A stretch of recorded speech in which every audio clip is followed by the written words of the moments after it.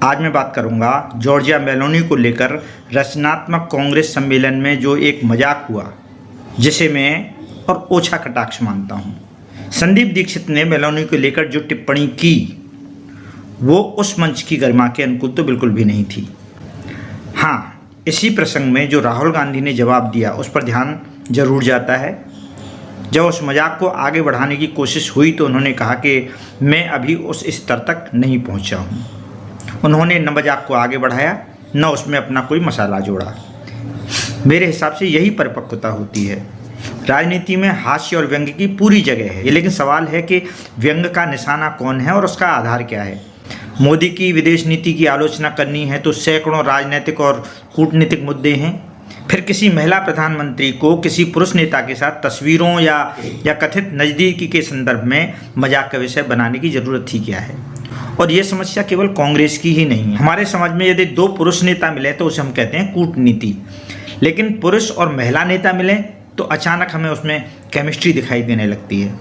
तस्वीरों में मुस्कान पढ़ी जाती है, गले मिलने की कहानियाँ बनाई जाती हैं और सोशल मीडिया पर मेलोडी जैसे नैरेटिव पैदा हो जाते हैं। सवाल है कि क्या दो पुरुष नेताओं के साथ भी हम ऐसा ही करते हैं। मेलोनी चाहे जिस किसी विचारधारा की हों, वो इटली की प्रधानमंत्री हैं।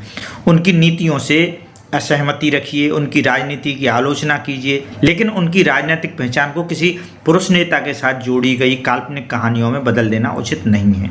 अगर हम महिला सम्मान की बात करें तो हमारे मापदंड भी समान ही होने चाहिए। किसी महिला के लिए अपमानजनक टिप्पणी कांग्रेस का नेता करे तो गलत और भाजपा का नेता करे तो सही, या फिर इसका उल्टा।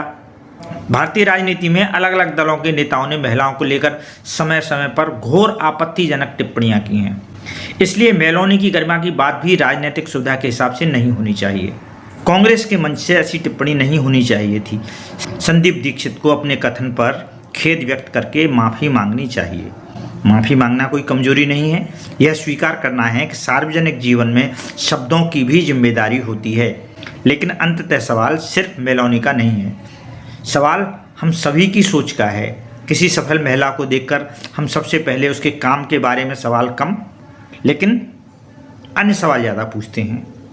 महिला प्रधानमंत्री हों, अभिनेत्री हों, अधिकारी हों या हमारे आसपास की कोई सामान्य महिला, उसकी पहचान उसके काम से होनी चाहिए, किसी पुरुष से उसके संबंध की हमारी कल्पना से नहीं। इसलिए बात सिर्फ ये नहीं कि मजाक किसने किया, बात यह भी है कि हम किस तरह के मजाक को सामान्य मानने लगे हैं।